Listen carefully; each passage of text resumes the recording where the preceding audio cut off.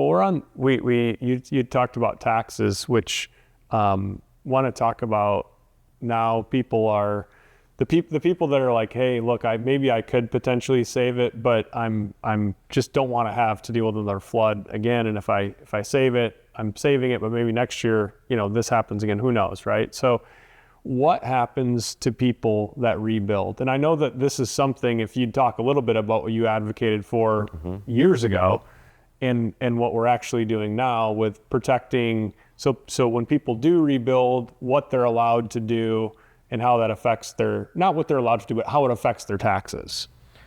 Right. In fact, I just talked to somebody the other day and they said, well, I'm interviewing contractors and I've talked to 3 already.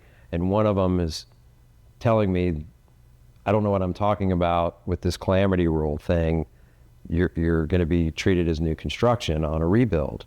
And the homeowner was very knowledgeable on this. He said, no, there's this thing called the calamity provision that allows you to rebuild up to 110% of your original square footage and keep your assessed value in place. So essentially stay under your assessed value cap.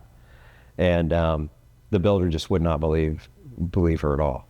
And so she finally had to send him statutes and everything else. And so he was learning in the process. We're all learning together, right? This was not a Seasafe Home conversation. No, it wasn't. Not us. We were not that contractor. No. For those watching, we feel like we've got a little more information than that. It was some contractor that went to the University of Miami. Okay, all right, here we go. This is good. Thanks, Mike. Yeah, nice. Yes, so the calamity provision and calamity rule. It's a great thing. It was designed for any kind of catastrophic event, flood, fire, what have you, earthquake. Hopefully we don't have any of those. But it's a great thing, especially if you're in an at-grade property, because the 110% usually will cover you completely. Unfortunately, when these calamities happen, you've got to also go up in the air. So it's almost, if you're going to replace the same amount of living square footage, you're still going to break the 110 because if you're going to have an enclosed garage below. And most people want to have an enclosure. If you keep it open, then there's some more flexibility. It doesn't have to be hit as hard from a value standpoint.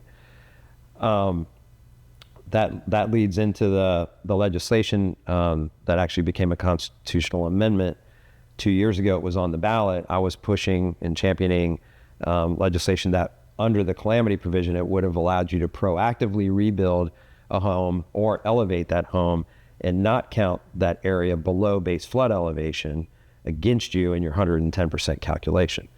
Because my theory there was that there's huge expense going out for people to invest in their properties to get out of harm's way, and they're not allowed to build at grade. They have this additional cost that they have to go up.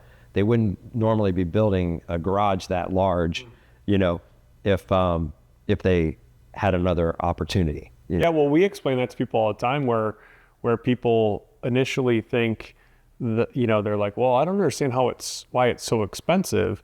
And when we tell them, well, you have to elevate. And then when we talk to people about, okay, well, I understand you're putting it on some bricks, like to really like bring it down, right? And it's like, yes. Okay, so we're elevating it to get it up so it doesn't flood again. We also doesn't fall. So it doesn't fall, right? We have an important part of it too. And we kind of tell them, look, there's also the compressive strength of the soil, and then also think about, you just lifted this house up in the air where the wind speeds are different and the lateral pressure. So to your point, it's tremendously expensive to elevate a home properly if you're designing it in the way that we're doing it is a little higher than 180 mile an hour wind design D, but you start doing that, I mean, we're accounting for Cat 5 type winds and things like that. It's a lot of money that you're not really using. You can't live in it. I mean, you can keep your car dry in it, but it is expensive to do. So yeah, I mean, I understand why there's some tax on it. Look, everybody's wishing there was less tax. I mean, I think nobody's, but yeah. So talk a little bit about the square footage is, you know, and I'm not asking you to cite all of them, but the effective square footage, you know, what a rate on an air conditioned space is versus if it was open down below versus if it was a garage, you know, it looks, you know, and we have all the data, what all those are, but kind of it explains sort of why that works and why it's more complicated than we wish it was. Yes. Yeah. So what we use when we do those calculations, we lean on something called effective area or effective square feet. And that's essentially a weighted average of different sub areas that make up the space within a property. So we call living area base, and that when we put a base rate on something, a base price per square foot, that's based on the living area. And then if whatever else we have is usually something less than. So a garage, for example, you know, a garage is roughly 35% of base.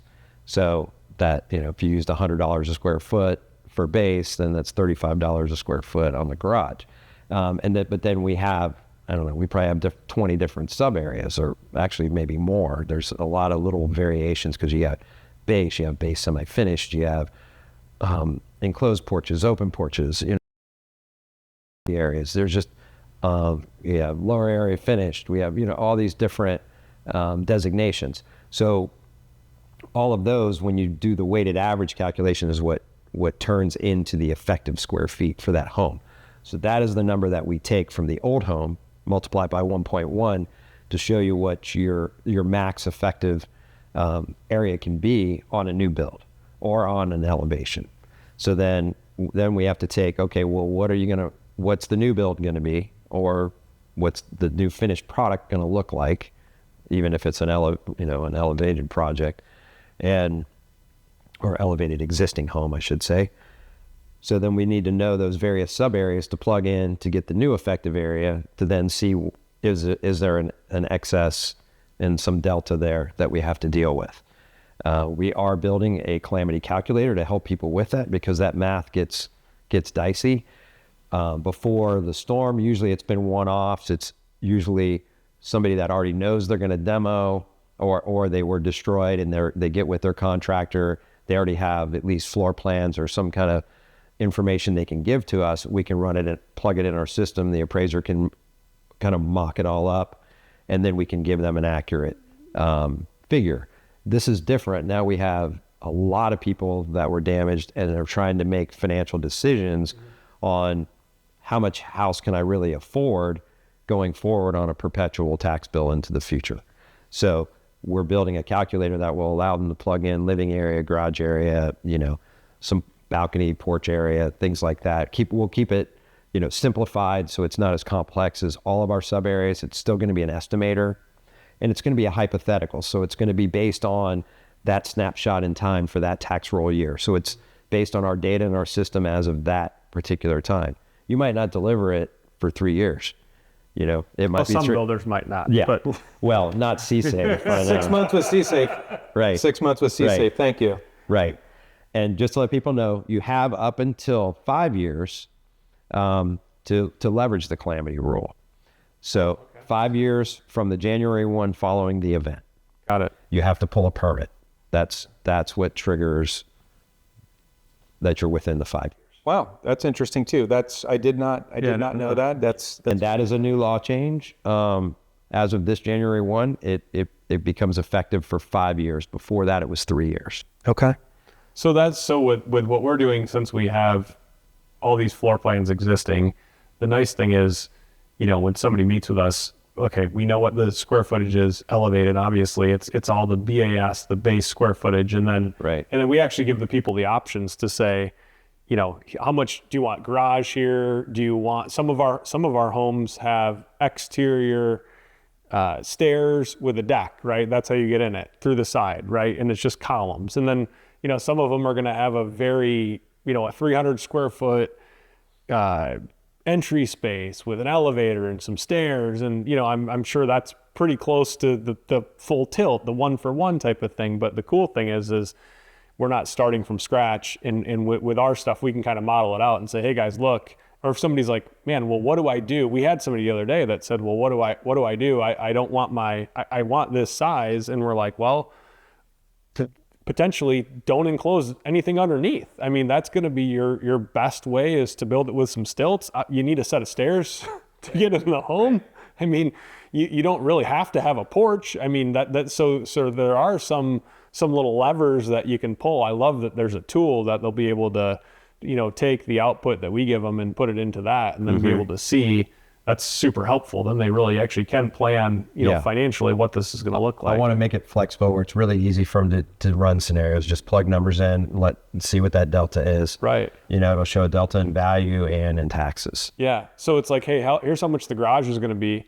Here's how much it's costing you for this tax year, and probably, potentially it could increase, but this is what next year's tax is going to look like versus if you would have left it. And then they can make that business decision on their own. It's like, it's this much money to do it, hard cost. Now this is in perpetuity. That's something that's pretty cool. I mean, that's helpful. That's helpful for people. Forget about that the storm happened. Anybody that's interested in building, that would be useful to know as you're designing a home to think about, to make those considerations if you're building an elevated home, period. I think it's a tool that'll be used beyond, the years of this for sure. It's really, is it going to stay only for 5 years or will the tool stay in place? We don't know yet. Yeah. I mean, the intention would be for it to, we're going to call it a Calamity Calculator. So it's really designed for that delta on that difference. Right. You're still on a new build. I would say you're just fresh without a calamity situation. You're going to be better go into our traditional tax estimator and plug in where you think you're going to be value-wise when it's finished. Gotcha. And, Perfect. And let it run that way. So to kind of simplify a few things for people who may not speak the base language and all these different, base to me is just the conditioned square footage where my air conditioner, my heater, stuff like that is working. That said, effective square footage can also be found on the Pinellas County Property Appraiser's website. You don't have to worry about calculating this stuff yourself. There's a property card that you have. You pull up your property card and it shows you on there what your effective area or your effective square footage is. So we've been very familiar with it, just talking our clients through this process, this rebuild, open versus closed first floor, things like that.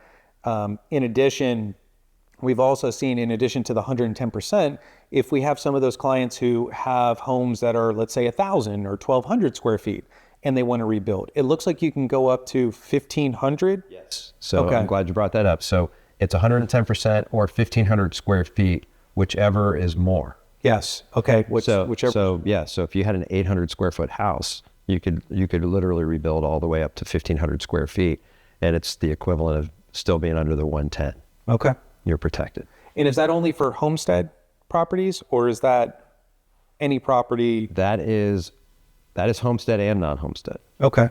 So as long as they owned it at the time Correct. of the disaster. It doesn't transfer to any other. Right. This is you have to have owned the property. If some investor comes in and buys this thing. You had to be the one that was living there when it was damaged. Right. Okay. So there's, rumor mill shut down. You cannot be an investor that's going out there looking for very small homes to then rebuild them bigger, double the size of them, elevate them, and capitalize on the calamity rule. Okay. Fair enough. It's to save homeowners. That's the idea exactly. here. Right.